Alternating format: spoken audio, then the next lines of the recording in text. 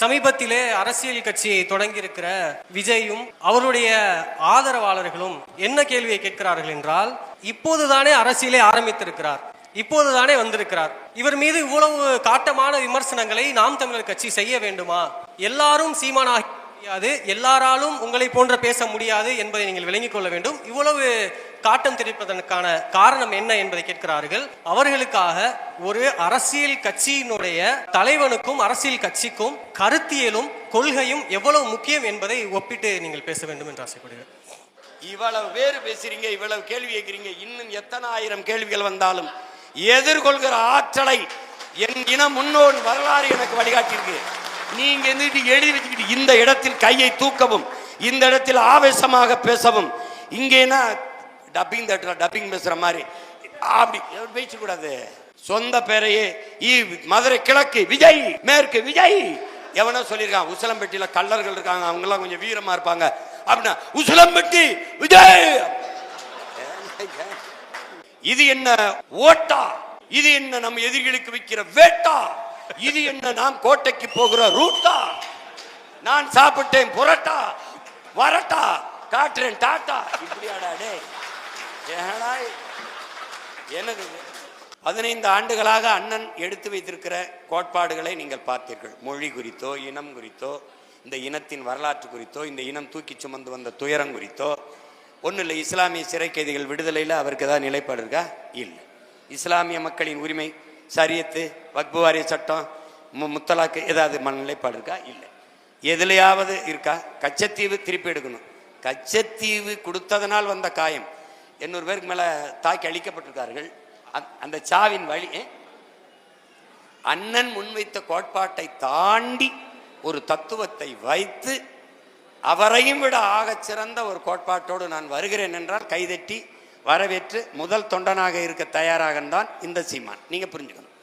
நீ ஒண்ணுமே இல்லாம ஆன்றோர்களும் சான்றோர்களும் இருந்த அரசியல் செஞ்ச இந்த நிலத்தில் உலகத்திற்கு பொதுமறை தந்த மக்கள், அறத்தின் வழி நின்று வாழ்ந்த மறவர் கூட்டம், எப்பேற்பட்ட இனத்தின் மக்கள், எவ்வளவு பெரிய பேரறிஞர் இருந்த இடத்தில், இந்த இடத்தில் இவ்வளவு பெரிய கோட்பாட்டை வைத்து இந்திய திராவிட சூழ்ச்சிகளால் தாழ்த்தி வீழ்த்தப்பட்டு உரிமை இழந்து அடிமைப்பட்டு கிடக்கிற தமிழ் சமூகத்தில் இனச்சாவில் இருந்து கத்தல் கதலில் இருந்து பிறந்த மகன் கருணாநிதி ஜெயலலிதா என்ற மிகப்பெரிய ஆளுமைகளை ஊடறுத்து 1.5 ஆண்டுகளுக்கு மேலே சிறையில் இருந்து 220 வழக்குகளை போடப்பட்டு ஏறாத நீதிமன்ற படிக்கட்டில்லை, தொழில் செய்ய முடியாது, கடவுச்சீட்டில்லை, ஒரு நாட்டுக்கு பறந்து செல்ல முடியாது, எங்கேயும் போக முடியாது.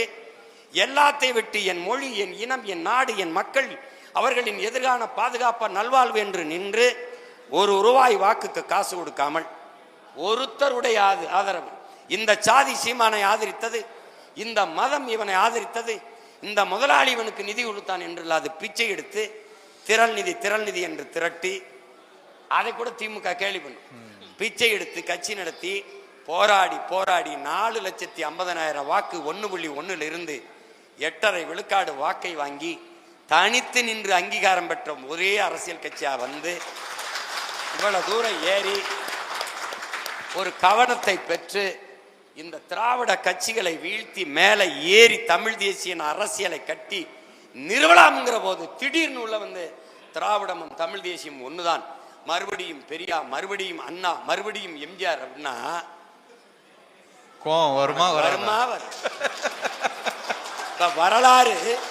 வரலாறு திரும்புதா, அங்கேயே சுத்துதா. தம்பி, திமுகவின் தோற்றுனர் பேரறிஞர் அண்ணா, அதிமுக தோற்றுனர் ஐயா எம்ஜிஆர். 2 பேரும் படத்தை வச்சுக்கிட்டு எங்கிட்டு வரலாறு திரும்பும்? நீ தான் திரும்பணும். உங்களுக்கு புரியுதா? எதையாவது தெரிஞ்சு வரணும்ல. காமராஜரை வச்ச, யார் காமராஜர் 10 நிமிஷம் பேசு. வேலுநாச்சியாரை வச்ச, யார் வேலுநாச்சியார்னு ஒரு 10 நிமிஷம் பேசு. நீ மொத்தமாவே பேச அனுமதி கேட்கறதே 10 நிமிஷம் தான் கேட்கிற. தெரியுமாடா?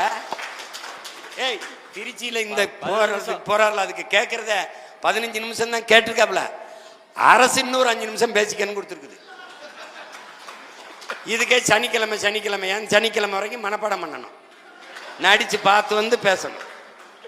அடுத்த சனிக்கிழமை வாரத்துல சனிக்கிழமை சனிக்கிழமை பிக் பாஸ் மாதிரி சனங்கள் வந்து விஜய் வர்றாரு. இதுல வேற வேட்டைக்கு தான் வெளியில வருவியா? நீ வேடிக்கை காட்ட வர்றவனா இருக்க. ஒரு அடிப்படை தெரியுதா உனக்கு? நீ படிச்சிருக்கீல, அடிப்படை தெரியுதா? செத்த மிருகத்தை செத்ததை திங்காது சிங்கம்ன்ற இதுல இருந்தே உனக்கு தெரியல. அது எந்த காலத்துலயும் வேட்டைக்கு போகாதரா.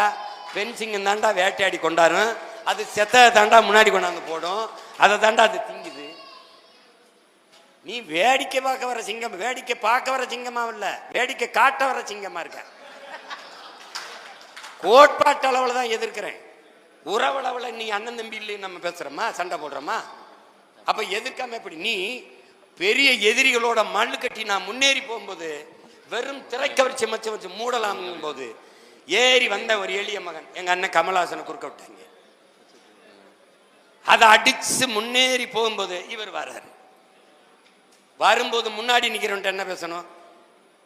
நல்லா படிக்கணும், பெற்றோர்களுக்கு நல்ல பிள்ளைகளா இருக்கணும், இந்த மது இந்த தீ பழக்கங்கள் இல்லாமல் இருக்கணும், ஒரு வேலையை தேடிக்கிறங்க, நமக்கு ஒரு காலம் வருது, நம்ம நல்லபடியா ஆச்சு எல்லாம் பேசணும்ல. எவனாவது அவர் பேசுறத உட்கார்ந்து கேட்டு பார்த்திருக்கியாடா? கேட்டல முதல் காட்சி கத்தோம்ல, அதே தான். அப்புறம் ஏனை எதிர்க்கிறீங்கன்னா, உனக்கு நண்பா நண்பி, எனக்கு தம்பி தங்கைகள், அவன் எதிர்காலத்துக்கு தான் நான் போராடிக்கிட்டு இருக்கேன். அவனை வந்து இப்படி விட்டுறக்கூடாதுன்னு நினைக்கிறேன். அதனாலதான் கத்துறேன். ஏய் இருப்பா, உன் வேலை இல்லப்பா, இருப்பா. நான் இங்க சண்டை போட்டுக்கிட்டு இருக்கேன்லன்னா குறுக்க வரும்போது என்னடா இவன் வேற ஒரு இதுன்னா வருது. எதிர்க்க வேண்டிய தேவை எனக்கு என்ன வம்பா வருது? நான் கேட்கிற கேள்விக்கு பதில் சொல்லி. இப்போ பாரதிய ஜனதா உன் கொள்கை எதிரி. முதல்ல உன் கொள்கையை சொல்லு, அது எதிரா இருக்கா இல்லையான்னு நான் சொல்றேன். என்னடா சிரிக்கிறா? ஏன் முதல்ல உன் கொள்கையை சொல்லுப்பா. என் கொள்கை எதிரி அது இல்லடா கொள்கை. எந்தெந்த கொள்கையில் உனக்கு எதிரி அதுதான் கொள்கை. திமுக அரசியல் எதிரி. எந்தெந்த அரசியலில் முரண்படுற? அப்போ அதிமுகவின் அரசியல் உனக்கு எதிரியா இல்ல. அப்ப காங்கிரசின் கொள்கை உனக்கு எதிரியா இல்ல. அதானது. பாரதிய ஜனதாவுக்கும் காங்கிரஸுக்கும் ஒரு கொள்கை மாற்று யாராவது இந்த கூட்டத்தில் சொல்லுங்க, யாராவது சொல்லுங்க பெருமக்களே.